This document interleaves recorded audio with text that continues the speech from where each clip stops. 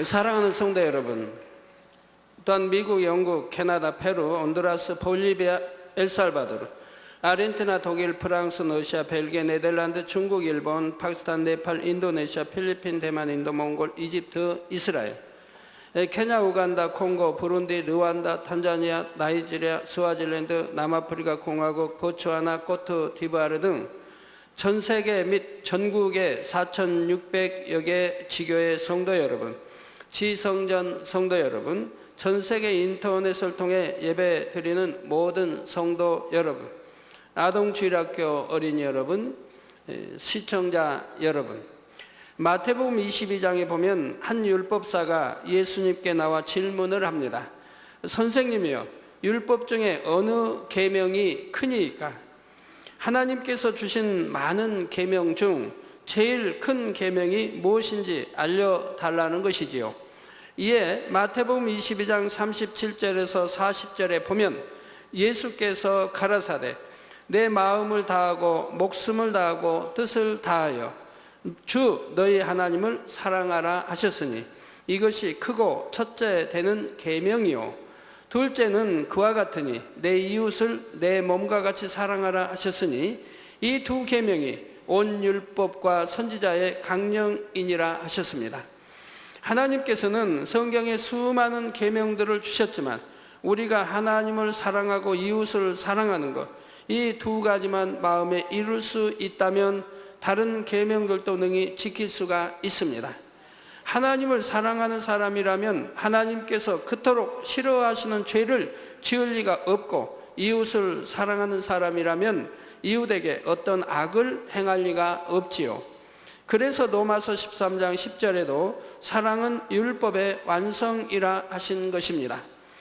그러나 이렇게 하나님을 사랑하라, 이웃을 사랑하라고만 말씀하시면 여러분이 구체적인 내용을 잘 깨달을 수가 없지요. 그래서 상세하게 설명해 주시기 위해 성경 66권의 말씀으로 풀어주신 것이고, 모세에게 주신 십계명도 결국 하나님을 사랑하고 이웃을 사랑하라는 두 가지 계명을 좀 더 자세하게 풀어서 설명하고 있는 것입니다. 그 중에서도 지난 시간까지 설명한 제1계명부터 제4계명의 내용이 바로 내 마음을 다하고 목숨을 다하고 뜻을 다하여 주 너희 하나님을 사랑하라는 것입니다. 오직 창조주 하나님만 섬길 것과 우상을 만들지도 말고 섬기지 말 것, 또 하나님의 이름을 망령되이 일컫지 말 것과 안식일을 지킬 것, 이런 것들이 다 하나님을 사랑하라는 계명에 해당하는 내용이지요. 다음으로 제5계명부터 제10계명까지를 간단하게 요약하면 내 이웃을 내 몸과 같이 사랑하라는 것입니다.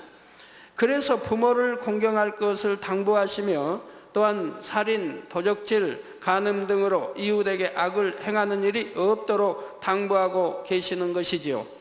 이웃을 내 몸처럼 사랑한다면 상대가 고통받는 것을 원치 않으므로 저절로 이 계명들을 지킬 수가 있습니다. 다니엘서 9장 4절에 보면 우리 하나님은 주를 사랑하고 주의 계명을 지키는 자를 위하여 언약을 지키시고 그에게 인자를 베푸시는 자시라 했습니다. 그래서 하나님 말씀대로 살 때 말씀에 기록되어진 대로 축복이 임하고 임해지는 것을 봅니다. 사랑하는 성도님들은 하나님을 사랑하고 이웃을 내 몸같이 사랑하여 모든 계명의 말씀들을 신실하게 지켜 행하시기 바랍니다. 그래서 인자하신 하나님의 사랑 안에 영원토록 거하시기를 주님의 이름으로 축원합니다. 사랑하는 성도 여러분, 10계명 중 제5계명은 내 부모를 공경하라는 것입니다. 부모님은 여러분을 낳아주시고 길러주신 분들입니다. 혹여 어떤 사정이 있어서 부모님으로부터 많은 것을 받지 못했다 해도 부모님이 없었다면 오늘날에 나는 존재할 수도 없지요. 그러므로 굳이 10계명에 나오지 않는다 해도 선한 양심이 있는 사람이라면 부모를 공경하는 것이 사람의 마땅한 도리인 줄을 압니다. 그런데 하나님께서 부모를 공경하라 하실 때는 육적인 의미로 공경하라는 뜻이 아닙니다. 에베소서 6장 1절에 보면 자녀들아 너희 부모를 주 안에서 순종하라. 이것이 옳으니라 했지요. 주 안에서, 곧 하나님의 말씀 안에서 부모를 공경하라는 것입니다. 만약 부모님의 마음에 맞춰드리기 위해 하나님의 말씀에 불순종한다면 이는 하나님의 계명을 지키는 것이 아니라 전혀 하나님과 상관없는 것이 되지요. 예를 들어 주일에 부모님이 모처럼 휴일인데 교회 나가지 말고 가족끼리 오붓하게 보내자 한다면 부모의 마음을 기쁘게 하기 위해 안식일을 범할 수 있겠습니까? 하나님과의 화평을 깨어서 되겠습니까? 그럴 수는 없지요. 만약 이런 말씀에도 순종한다면 이것은 효도하는 것이 아니라 부모님과 함께 멸망으로 가는 것입니다. 정말로 부모님을 사랑하고 공경한다면 부모님도 전도하여 구원받게 하는 것이 무엇보다 우선되는 일입니다. 육으로 아무리 잘 맞추고 섬겨드렸다 해도 결국 그 영혼이 영원한 지옥에 들어가게 놔둔다면 어찌 부모님을 사랑한다 할 수 있겠는지요. 그러니 자신도 하나님의 뜻을 지켜 행하며 부모님의 마음도 감동시켜 드려서 함께 천국에 갈 수 있게 해 드려야 이것이 참된 효도이지요. 역대하 15장 16절에 보면 아사 왕의 모친 마아가가 아세라의 가증한 목상을 만들었으므로 아사가 그 태우의 위를 패하고 그 우상을 찍어 기드론 시내가에서 불살랐으니 했습니다. 한 나라의 어머니와 같은 태우의 입장에서 우상을 섬긴다는 것은 정면으로 하나님을 대적하여 자신이 사망의 길로 가는 것일 뿐 아니라 자칫하면 백성들까지 우상 숭배를 하도록 미혹하여 멸망으로 이끌게 됩니다.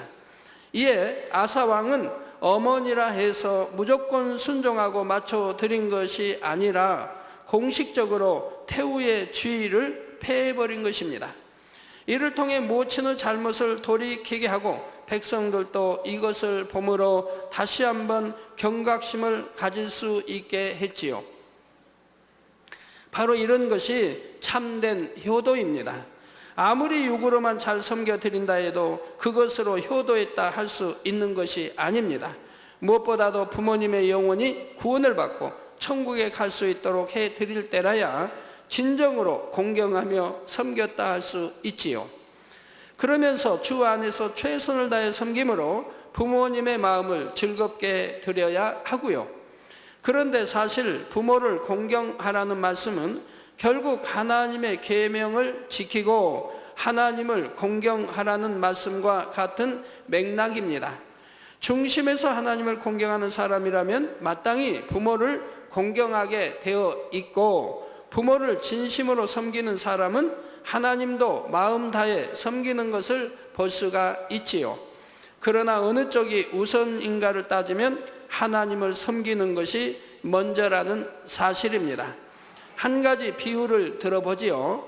만약 아버지가 자녀에게 동쪽으로 가라 하면 자녀는 당연히 순종을 하려고 할 것입니다. 그런데 만약 이때 이 아들에게 할아버지가 동쪽으로 가지 말고 서쪽으로 가라 한다면 어떻게 해야 할까요? 아들은 아버지에게 가서 아버지, 할아버지께서 서쪽으로 가라고 하십니다 하고 말씀드린 후에 서쪽으로 갈 것입니다. 이때 아버지가 자신의 아버지 곧 할아버지를 공경한다면 자신도 할아버지의 말씀에 마땅히 순종하겠지요.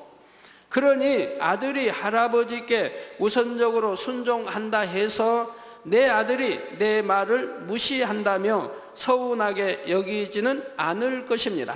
만약에 서운하게 여긴다면 그 아버지는 또 그 아버지, 즉 아버지 앞에 효도하지 못하는 아버지인 것이지요. 그러면 저와 여러분은 물론 아버지와 할아버지 그리고 그 윗대까지 모든 조상들을 지으신 분이 누구신가요? 바로 우리 하나님이시지요. 모든 인류의 조상인 아담을 지으신 분도 창조주 하나님이시며 모든 인류에게 생명을 주신 분도 하나님이십니다.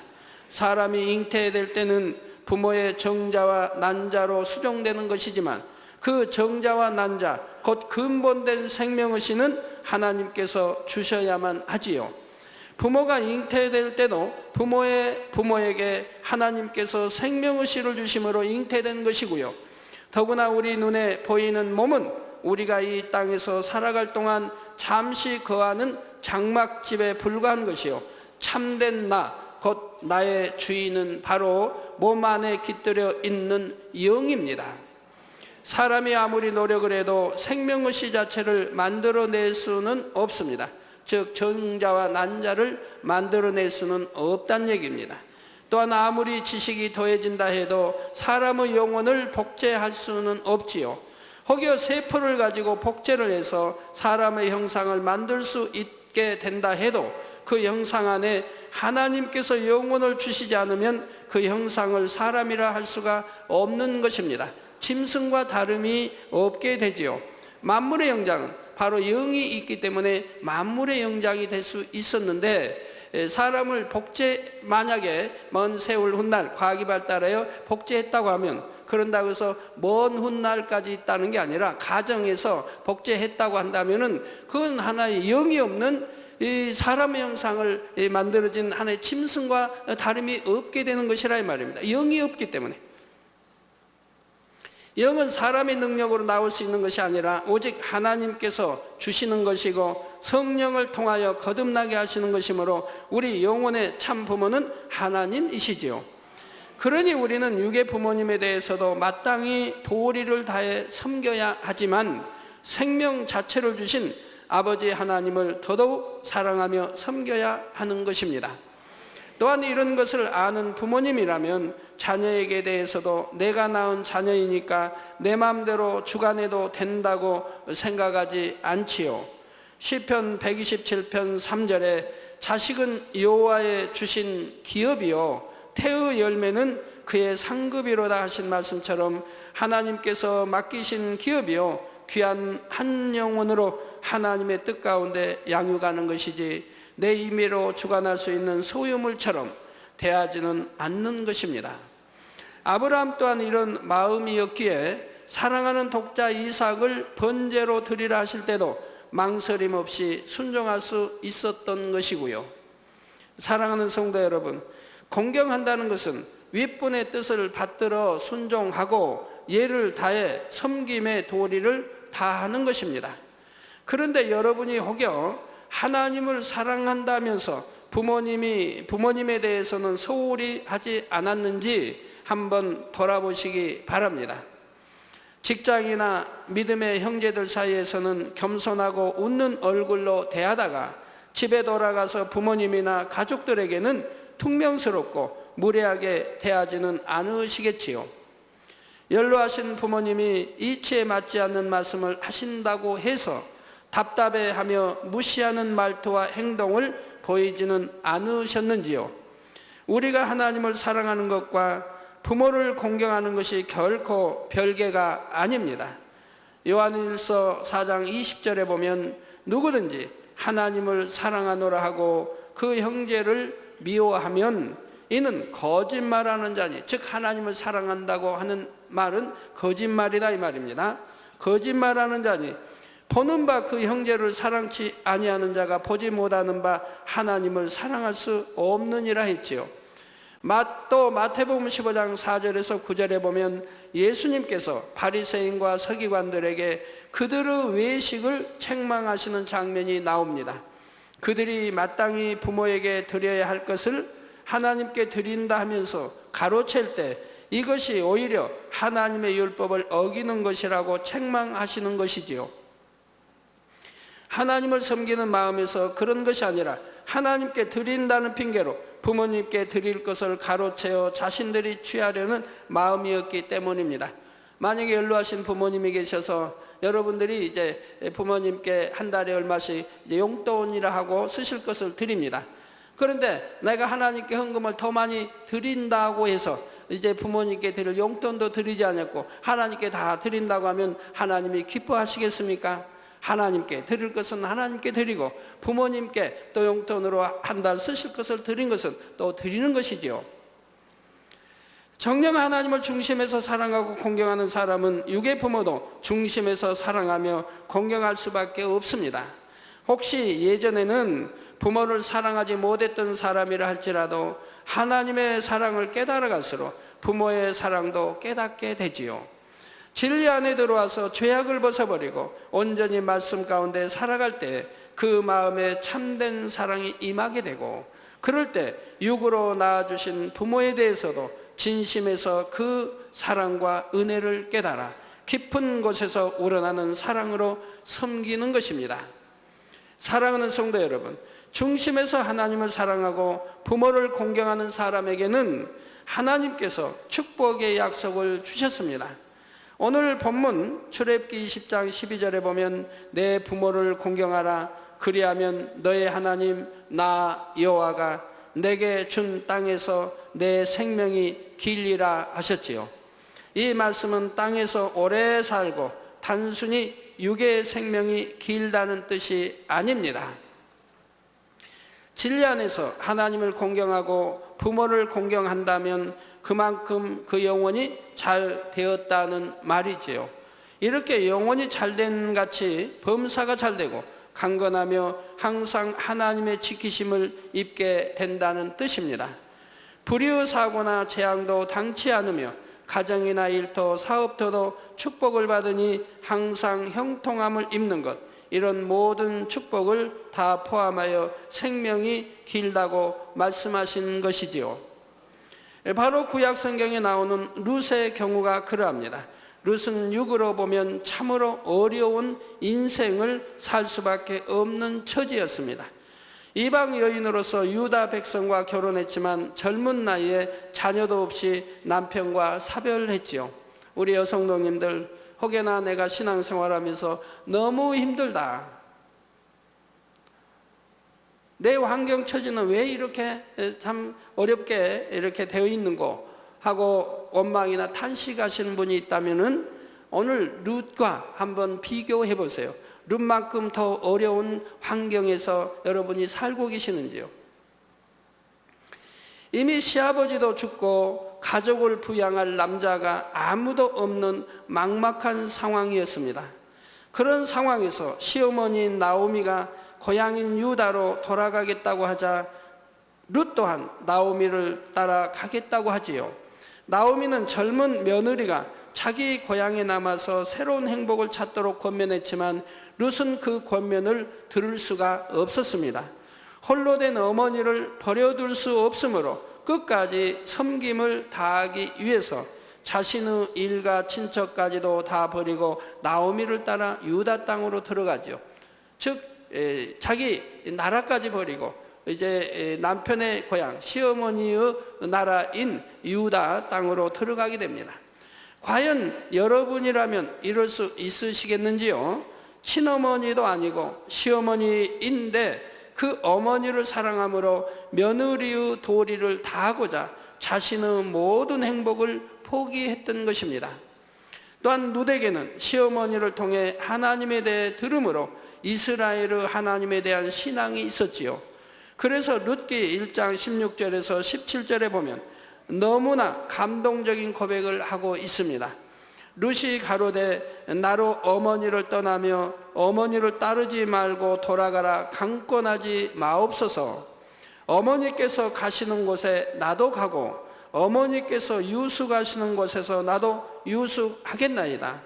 어머니의 백성이 나의 백성이 되고 어머니의 하나님이 나의 하나님이 되시리니 어머니께서 죽으시는 곳에서 나도 죽어 거기 장사될 것이라. 만일 내가 죽는 일 외에 어머니와 떠나면 여호와께서 내게 벌을 내리시고 더 내리시기를 원하나이다 라고 했지요. 얼마나 그 마음 중심이 확고한지, 변개함이 없는 중심, 참으로 이것이 선이다 옳은 길이라고 택했을 때 후회 없이 그 길을 가기를 이렇게 굳은 마음으로 고백하는 것을 볼 수가 있습니다. 이 아름다운 고백을 들으신 하나님께서는 룻이 이방 여인임에도 불구하고 하나님 안에서 큰 복을 누리게 하셨습니다. 남편의 친척 중에 유복한 사람을 새로운 남편으로 맡게 하셨고 사랑하는 시어머니와 함께 복된 여생을 살게 하셨지요. 더구나 그의 자손을 통해 다윗 왕이 나오므로 구세주이신 예수님의 계보에 그 이름이 오르는 영광을 누리게 하셨습니다. 하나님께서 약속하신 말씀 그대로 룻은 주 안에서 중심으로 부모를 공경함으로 영육간에 넘치는 복을 받은 것이지요. 우리 성도님들 중에서도 믿음이 성장하는 만큼 부모님을 영육간에 극진히 섬김으로 주변 사람들의 칭찬을 받고 하나님의 축복을 받아가는 분들이 많이 계시니 참으로 감사드립니다. 부모님에 대해서만 그런 것이 아니라 부부간에도 마찬가지이지요. 저는 참 그런 간증을 많이 듣습니다. 당회장님, 이제 부부 인사, 가족 인사 와서 그런 간증들 많이 하시는데요. 만약에 이 재단을 만나지 못했으면 저는 저희 가정은 이혼했을 겁니다. 또 아니면 나는 죽어 이 세상에 없을 사람이었습니다. 그런 간증들을 많이 듣습니다. 그러나 이 재단을 만나서 진리의 말씀을 들으며 그래서 이제 남편이 복음화가 되고 그리고 진리의 말씀으로 이제 남편 아내가 변화가 되니 그래서 이제는 청령이 중심에서 사랑하는 그런 부부들로 변해지고 있다 이 말입니다. 그러니 자녀들이 화평 가운데 아름답게 성장하게 되고 가정이 화평한 아름다운 가정들을 이루어가고 계시다 이 말입니다. 예전에는 부부 사이에 불화하고 늘 가정에 어려움이 있었는데 자신이 진리로 변화되어 섬기기 시작하니 어느새 부부 사이에 화목을 이루게 되고 그때부터 가정의 축복의 문이 활짝 열렸다고 간증하시는 분들이 많이 계십니다. 이렇게 자신이 진리의 마음으로 변화되어 주변 사람들을 섬기게 될 때 하나님께서 그 모습을 기뻐하시고 축복을 부어주시는 것입니다. 여러분이 육의 부모를 사랑한다 해서 하나님의 계명을 어겨서는 안 되며 반면에 하나님께 열심히 있다 해서 육의 부모를 소홀히 여겨서도 안 됩니다. 그러니 예수님께서도 가장 큰 계명을 묻는 사람에게 답하실 때 하나님을 사랑하라고만 하신 것이 아니라 이웃을 사랑하라는 말씀도 함께 주셨지요. 하나님을 사랑하는 마음이 진실이라면 믿음의 형제에게만 잘하는 것이 아니라 부모님뿐 아니라 부부간에도 혹은 일가 친척이나 이웃을 대할 때도 반드시 그 진실이 증거로 나타나게 됩니다. 그로 인해 많은 사람들 앞에서 은혜와 덕이 되고 하나님께 영광을 돌릴 수 있게 되고요. 사랑하는 성도님들은 모두가 이와 같이 온전하고 착한 행실로서 사람 앞에 진리의 빛을 비치게 하여 하나님께 영광을 돌리는 삶을 사시기를 바랍니다. 단에서 10계명을 지켜야 한다고 하면 어떤 사람들은 나는 10계명을 다 지킨다고 쉽게 대답을 합니다. 그러나 이런 사람 중에서는 정말로 10계명을 온전히 지키는 경우보다 10계명 안에 담긴 영적인 의미를 잘 모르기 때문에 이렇게 말하는 경우가 많지요. 자신이 계명을 어기고도 깨닫지 못하는 것입니다. 특히 오늘 증거할 제6계명 같은 경우가 바로 그런 예입니다. 살인하지 말라 하니 단순히 나는 사람을 죽인 적이 없다 하여 나는 6번째 계명을 지킨다고 자신 있게 말하는 것이죠. 그러나 그 영적인 의미를 알려준 후에 다시 10계명을 지키십니까? 하고 묻는다면 자신 있게 대답하지 못하는 경우가 많습니다. 그러나 성결의 복음으로 변화되어가는 우리 성도님들 중에는 많은 분들이 아멘으로 크게 답하실 수 있기를 주님의 이름으로 부탁드립니다. 어느 하나의 계명에도 걸림이 없으므로 하나님 앞에 담대한 여러분이 되어 사랑하는 자녀들이 구하는 대로 응답하시는 아버지 하나님을 항상 만나고 체험할 수 있기를 주님의 이름으로 축원합니다. 사랑하는 성도 여러분, 오늘은 10계명 7번째 시간으로 살인하지 말지니라 하신 제6계명에 대해 증거합니다. 남의 생명을 빼앗는 살인이 중한 범죄라는 사실은 누구나 인정할 것입니다. 그런데 여기서 여러분이 한 가지 더 기억하실 것은 남의 생명을 해치는 것만 아니라 자기의 생명을 해치는 자살 역시 살인죄에 해당한다는 사실입니다. 자신의 생명이라 해서 자신이 마음대로 죽이고 살릴 수 있는 것이 아닙니다. 모든 사람의 생명에 대한 주권은 오직 하나님께 속해 있기 때문이지요. 또 낙태의 경우도 마찬가지입니다. 아직 모태에 있는 태아라 할지라도 그 또한 하나의 사람이기에 부모의 마음대로 태아를 죽이고 살릴 수 있는 것이 아니지요. 아무리 태중에 있는 아이라 할지라도 그 생명에 대한 권한은 오직 하나님께만 있는 것입니다. 성도 여러분, 살인이 왜 나쁜 것인지를 굳이 설명하지 않아도 지각이 있는 사람이라면 살인이 죄인 줄을 알고 있습니다. 그런데 하나님께서 우리에게 살인하지 말라 하신 것은 단순히 문자적인 의미로 사람의 유구 생명을 해치지 말라는 것만이 아닙니다. 영적인 살인 또한 금하시는 말씀이지요. 그러면 영적인 살인이란 과연 무엇일까요? 첫째로 진리에서 벗어나는 말과 행동으로 상대의 영혼을 실족시키는 것을 말합니다. 실족이란 발을 잘못 디딘다는 뜻인데, 신앙 안에서 누군가를 실족시킨다는 것은 상대를 진리에서 벗어나게 하여 그 영혼을 해롭게 하는 것을 말하지요. 예를 들어 머리된 일꾼이 양떼로부터 주일에 집안에 중요한 일이 있는데 예배에 빠져도 될까요? 하는 상담을 받았다고 합시다. 이때 답을 해준 사람이 그렇게 중요한 일이라면 주의를 어겨도 어쩔 수 없지요 하고 가르쳤다면 이 또한 상대를 사망의 길로 가게 하는 것이니 영적인 살인이 됩니다. 하나님 말씀에 언제 어찌할 수 없는 일에는 주의를 어겨도 된다라고 말씀했나요? 주의를 어기면 절대 아니 될 것을 말씀하고 있는 것이지요. 혹은 양떼 중에 교회의 재정을 맡은 사람이 급하게 돈이 필요한 상황인데 수중에는 교회의 재정으로 거둔 돈이 있습니다. 그래서 며칠 안에 금방 채워 넣을 수 있으니까 교회 재정을 잠깐만 사적으로 써도 될까요? 하고 질문했다고 합시다. 이때 상담을 요청받은 사람이 다시 채워 넣기만 하면 상관없다고 가르친다면 이 또한 하나님의 뜻을 정반대로 가르침으로 상대를 실족시키는 것이죠. 자, 마치 소경이 소경을 인도하여 둘이 함께 구덩이에 빠지는 것과 같은 상황입니다. 이렇게 상대에게 비진리를 가르쳐 주므로 생명의 길에서 벗어나게 하는 것이 다 영적인 살인이라는 사실입니다. 때로는 초신자나 양떼로부터 신앙 상담을 받았을 때 그 상황에 맞는 답을 모르면서도 자존심 때문에 잘못된 답을 해주는 경우가 있습니다. 그런데 전혀 형편에 맞지 않는 엉뚱한 상담을 해 주어서 이로 인해 양떼의 형편을 어렵게 하고 크게 연단을 받도록 하는 일들이 종종 있지요.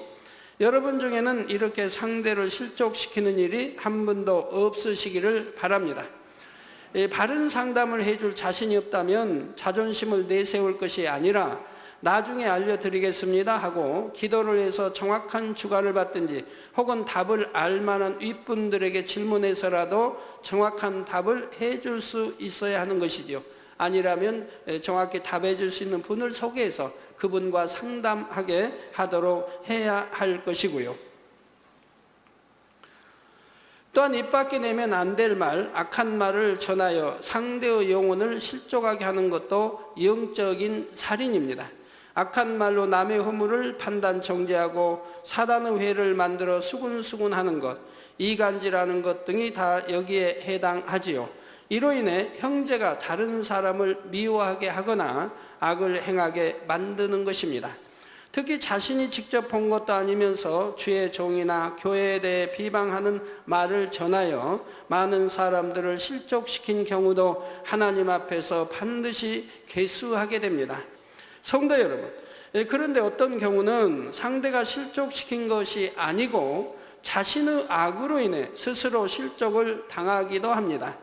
예수님께서는 진리로만 행하셨지만 악한 유대인들이나 가룟 유다 같은 사람은 빛이신 예수님을 인해서도 실족했지요. 이는 예수님께서 실족시킨 것이 아니라 그들이 자신의 악으로 인해 실족한 것입니다. 우리 주님께서는 그 가룟 유다가 돈 깨서 돈을 훔쳐가는 것을 아십니다. 그래도 직접 지적하여 제자들에게 저 가룟 유다는 돈을 훔치는 도적이다라고 지적하지 않았습니다. 드러내지 않았습니다. 간접적으로 그를 깨우쳐 줬던 것입니다. 그런데도 그가 회개하지 아니하고 돌이키지 아니하고 결국은 악을 행하여 사망의 길로 가는 것을 볼 수가 있지요. 혹여 상대가 허물이 있다 해도 그 허물을 보고 실족한다면 마찬가지로 자기의 안에 악을 깨달아야 하지요. 예를 들어 신앙생활을 한 지 얼마 되지 않아서 아직 구습을 버리지 못한 사람이 있을 때 이를 본 어떤 사람은 예수 믿는 사람이 왜 저런가? 저런 사람 때문에 교회 안 나가겠다 하며 스스로 실족하는 경우가 있습니다. 나 우리가 교회를 어느 사람을 보고 가는 게 아닙니다. 어떤 주의종을 어느 장로님을 권사님을 보고 가는 게 아니지 않습니까? 교회는 하나님, 만군의 여호와 하나님을 보고 가는 것이고 우리의 구세주 예수 그리스도 우리 주님을 보고 가는 것이며 하나님의 말씀을 듣기 위해서 기도하기 위해서 찬양하기 위해서 또 믿음의 형제와 친교하기 위해서 가는 것이지 사람을 보고 교회 가는 것이 아닌 것이라 이 말입니다. 그러니 사람을 보고 실족당하는 일은 없어야 한다 이 말입니다. 또 어떤 경우는 자신이 신뢰할 만하다고 생각했던 사람이 비진리를 행했다고 해서 실망하여 하나님을 떠나는 사람도 있습니다. 예를 들어 상대를 믿고 보증을 서 주었는데 그로 인해 어려움을 당했다는 것이지요. 그러나 이는 결국 자신의 믿음이 참 믿음이 아니었음을 스스로 증거하는 것입니다. 더구나 보증을 서지 말라고 성경 잠언서에 말씀하고 있고 또 단에서 가르치고 믿음의 형제 간에는 금전계를 금하라고 했는데 상대가 말씀에 불순종하고 보증을 요청한다면 여기서 벌써 진리로 분별할 수 있어야 하지 않겠습니까? 요청하는 그 사람이 지금 진리를 어기고 있고 하나님 말씀에 불순종을 하고 있는 것이라 이 말입니다. 거기에 여러분이 순종해 준다면 아니 되겠지요.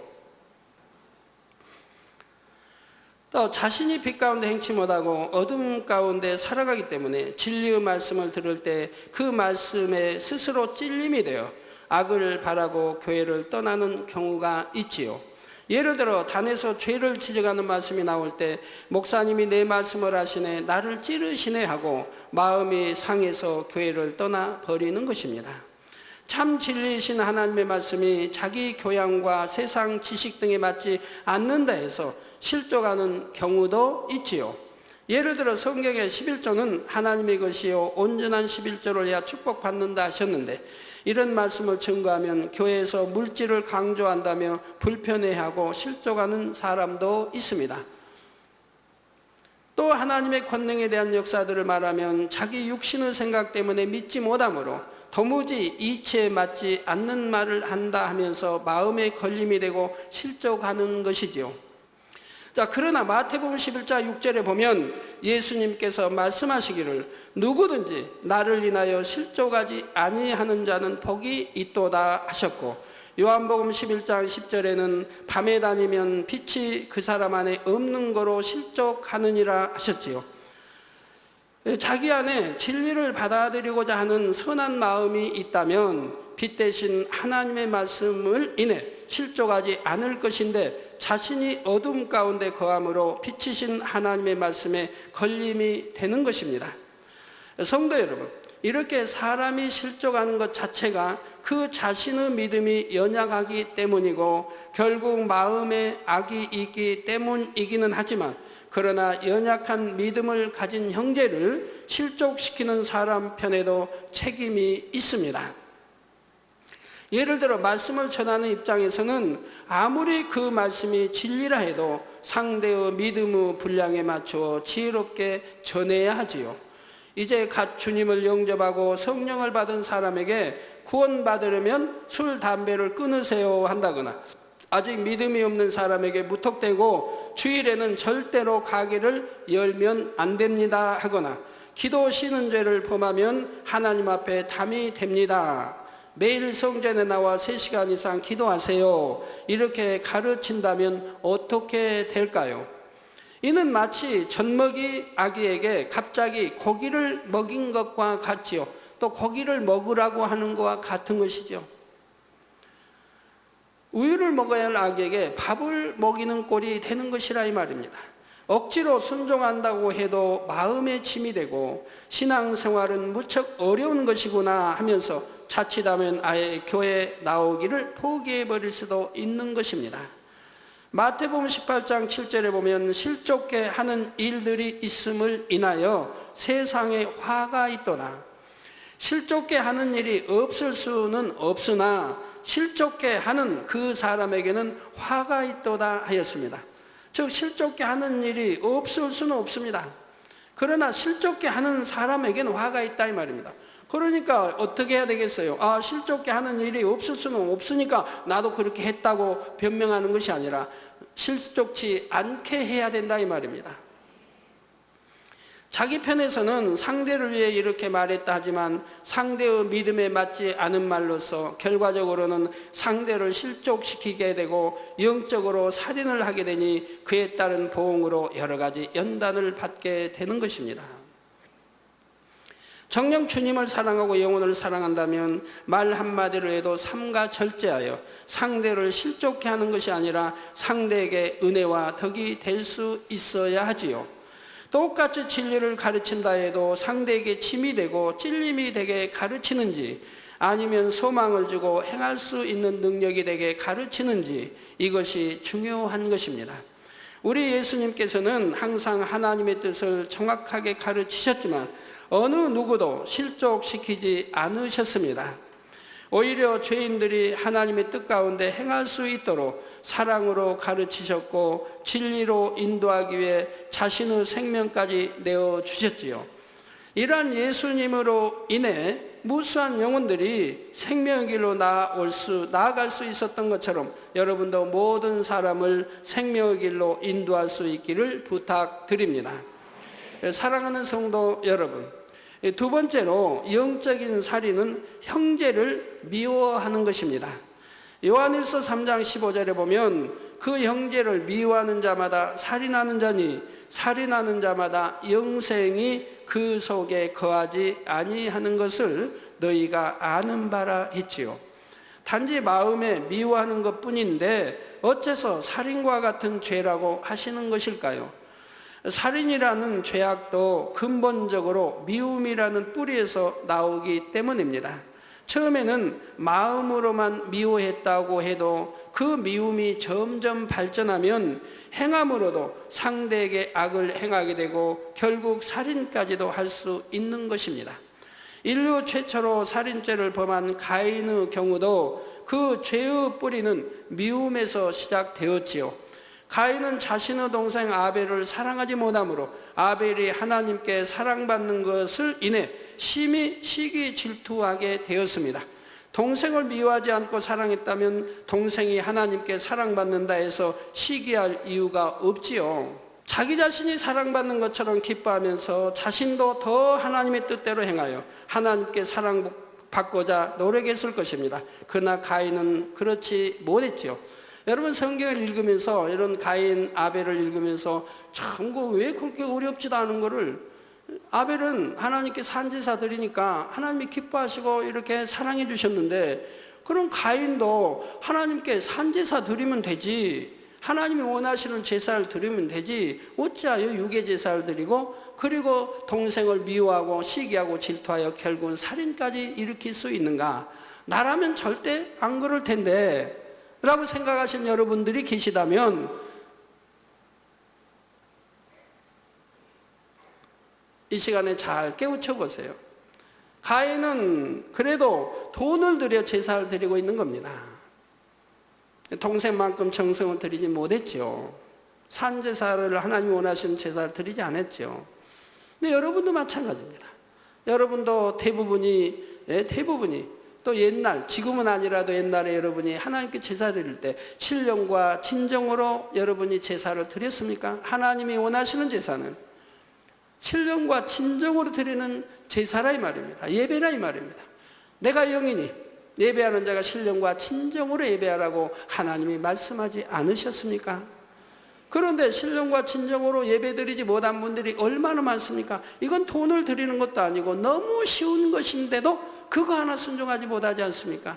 예배 시간에 촌다든가 예배 시간에 잡념 딴 생각한다든가 집중하여 예배도 드리지 않는다든가 하나님 말씀은 듣기는 들은 것 같은데 1시간이 지나고 나면 뭘 들었는지 기억지도 못하는 분, 또 하루가 지나버리면 아예 기억지도 못한 분들이 얼마나 많이 있습니까? 여러분이 옛날로 돌아가서 가인이 됐다 하면 여러분도 그럴 분이 많이 있다 이 말입니다. 불순종한 자신의 제사는 하나님께서 받지 않으시는데 순종한 아벨의 제사는 하나님께서 기뻐 받으시자 아벨에 대한 미움이 극에 달하게 되었습니다. 그러다가 결국 기회를 보아 동생을 죽이기까지 했던 것입니다. 마태복음 5장 21절에서 22절에 보면 옛사람에게 말한 바 살인치 말라. 누구든지 살인하면 심판을 받게 되리라 하였다는 것을 너희가 들었으나 나는 너희에게 이르노니 형제에게 노하는 자마다 심판을 받게 되고, 여러분 형제에 노하는 분들 계시죠? 혈기 부리신 분들 계시죠? 욕하시는 분들 계시죠? 또 형제를 대하여 라가라 하는 자는 공회에 잡히게 되고 미련한 놈이라 하는 자는 지옥불에 들어가게 되리라 했습니다. 저 욕을 해도 나 이게 순위가 있지 않습니까? 순위죠, 순위가. 예, 예를 들어 할아버지가 손자에게 야 이 녀석아 저 욕 좀 할게요, 용서해 주세요, 야 이 녀석아 하면은 그건 욕이 아니라 너무 사랑스러워서 표현하는 법도 되는 것이라 이 말입니다. 야 이놈아 했다고 해봐요, 할아버지가 손자에게. 거기에는 또 어떤 사랑의 말이 담겨 있는 것도 있다 이 말입니다. 이렇게 욕이라 해도 어떤 욕은 미련한 놈아, 이거는 좀 악이 담겨 있지 않습니까? 그래서 이렇게 미련한 놈이라 하는 자는 지옥불에 들어가게 되리라고 말씀합니다. 형제를 미워하는 마음이 있으면 이렇게 여러 가지 악을 행하게 됩니다. 어찌하든 상대를 해치려고 하고 상대가 잘못되기를 바라는 마음이지요. 그러다 보면 거기에는 온갖 거짓도 들어가는 것이고요. 분이 나서 욕하고 다투기도 하고 상대가 잘 되면 시기 질투하기도 하며 판단 정지하여 상대의 허물을 전하게 되지요. 거짓으로 속임으로 손해를 입히기도 하고 아예 원수를 맺음으로 서로 상종하지도 않는 경우도 있습니다. 이렇게 미움으로 인해 상대에게 악을 행하는 것들이 모두 결국은 영적으로 살인이라는 말씀입니다. 구약시대에는 성령이 오시지 않았기에 스스로 마음에 할례하여 성결되는 것이 쉽지 않았습니다. 그러나 신약시대에는 우리 마음에 성령이 오셨고 여러분의 마음에 있는 죄성까지 버릴 수 있도록 능력을 주시지요. 그래서 구약에는 행위적인 구원인 거예요. 마음의 할례는 물론 할례하는 것이 하나님 뜻이었습니다. 그러나 할례하지는 못한다 할지라도 하나님의 법을 지켜서 계명을 지켜서 그 말씀대로 산다. 내가 상대를 미워하는 마음이 있을지라도 그래도 내가 어떤 행함으로 뭐 살인한다든가 때린다든가 이러지 아니한다 라고 하면 그걸 죄로 여기지 않은 그런 행함의 구원이 있었다 이 말입니다. 왜? 그때는 성령 시대가 아니기 때문에 그렇다 이 말입니다. 그러니까 지금은 은혜 시대예요. 성령 시대이기 때문에 우리가 믿는 자에게는 하나님이 성령을 주셔서 우리 마음을 다스리게 하시기 때문에 하나님께 맡겨드리면, 성령께 맡겨드리면 내가 얼마든지 내 마음에 있는 악을 빼내버릴 수가 있다 이 말입니다. 근본의 악까지도 내가 죄를 피 흘게 싸워 버리는 노력을 하면 빼내버릴 수가 있다 이 말입니다. 그래서 성령 시대이기 때문에 마음의 악까지도 벗어버리도록 하시는 거예요. 물론 구약에도 마음의 악까지 성령 시대가 아닌데도 버렸다 한다면 그런 사람들은 하나님 앞에 다 크게 쓰임받은 사람들입니다. 권능을 주셨고 하나님과 밝히 교통을 했고요. 그러니 오늘날 하나님의 자녀들에게는 행함으로 살인하지 않을 뿐 아니라 미움이라는 죄의 뿌리까지 마음에서 벗어버리라고 말씀하고 계시는 것입니다. 이렇게 여러분의 마음에서 죄악들을 벗어버리고 사랑으로 온전히 채워나갈 때 여러분도 하나님의 사랑 안에 온전히 거하며 그 사랑의 증거를 마음껏 누릴 수 있게 되지요. 결론을 말씀드립니다. 사랑하는 성도 여러분, 요한일서 4장 11절에서 12절에 보면 사랑하는 자들아 하나님이 이같이 우리를 사랑하셨은즉 우리도 서로 사랑하는 것이 마땅하도다. 어느 때나 하나님을 본 사람이 없으되 만일 우리가 서로 사랑하면 하나님이 우리 안에 거하시고 그의 사랑이 우리 안에 온전히 이루었느니라 했습니다. 즉 우리가 사랑 안에 거하면 우리가 서로 사랑 안에 사랑한다면 하나님이 우리 안에 거하신다고 말씀하지 않습니까?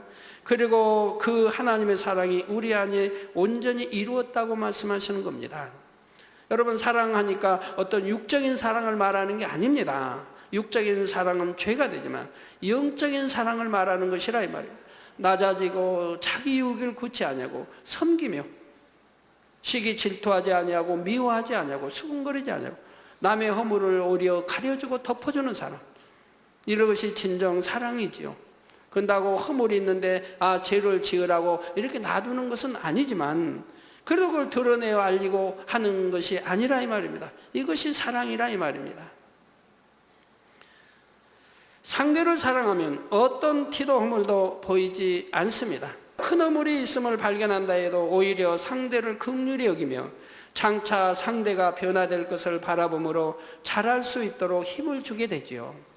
바로 우리 주님께서 죄인 되었던 저와 여러분에게 이런 사랑을 주셨기에 우리가 구원받아 천국에 갈 수 있는 것입니다.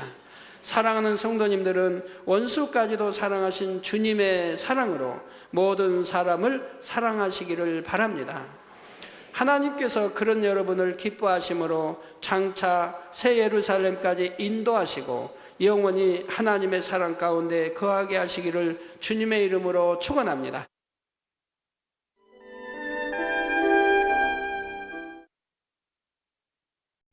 환자를 위한 기도를 하겠습니다.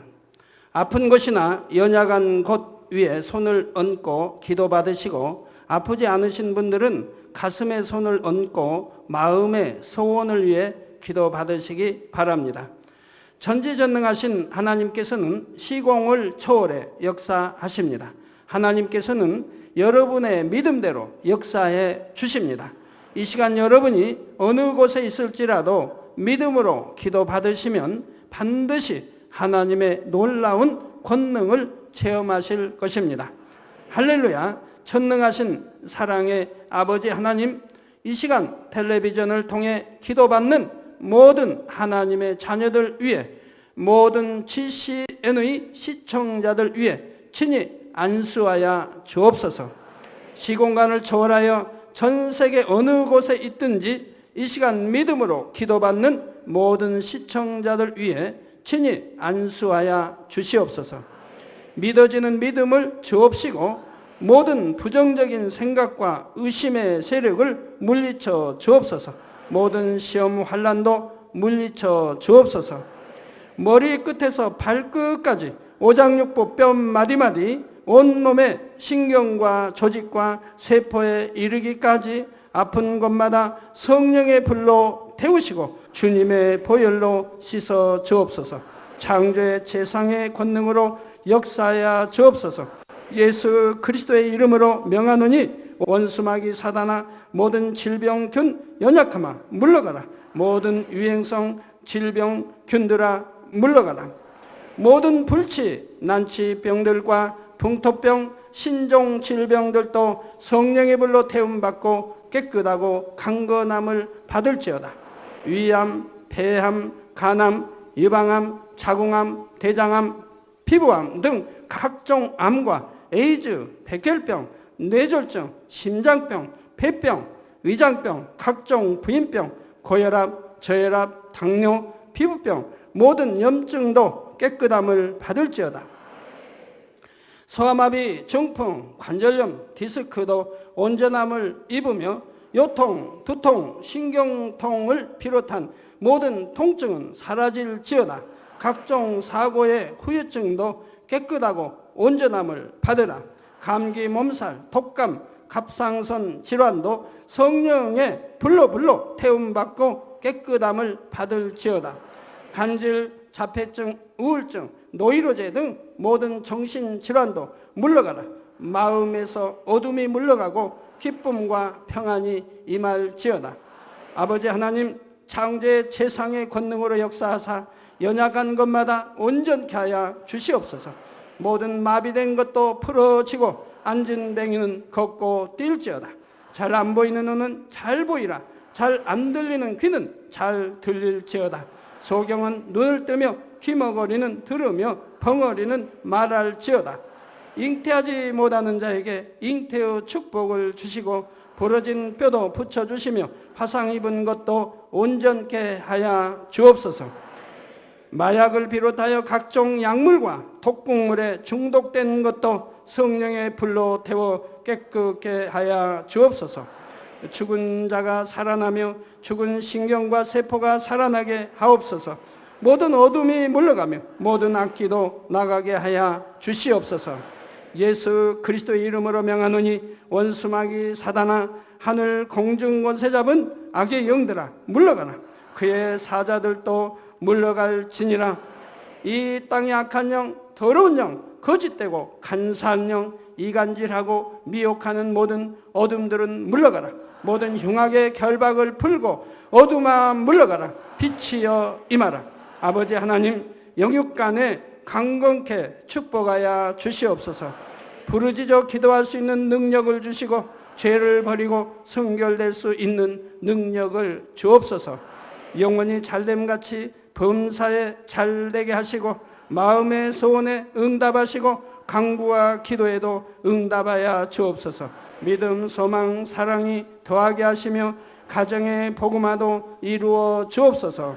모든 사고와 재앙으로부터 지켜주시고 불통이 없는 형통한 삶을 살 수 있도록 축복해 주옵소서. 성령의 불담으로 천군 천사와 주님의 불꽃 같은 눈동자로 모든 하나님의 자녀들과 가정 일터 사업터를 지켜 주시옵소서. 들어와도 나가도 복받으며 꾸어줄지언정 꾸지 않는 축복을 주옵소서. 지혜와 명철을 주시고 성령의 감동감화 충만함을 입게 하옵소서. 모든 주의 종들과 일꾼들에게 능력 주셔서 사명 감당 잘하게 하시고 교회마다 크게 부흥하는 역사가 일어나게 하여 주옵소서. 하나님의 자녀들이 먹으나 입으나 마시나 무엇을 하든지 하나님 앞에 영광 돌리는 삶이 되게 하여 주시옵소서. 나는 만났노라, 체험했노라, 응답받았노라, 축복받았노라 간증하는 입술이 되게 역사하여 주시옵소서. 아버지 하나님 감사합니다. 홀로 영광 받으옵소서. 우리 주 예수 그리스도의 이름으로 기도하옵나이다. 아멘.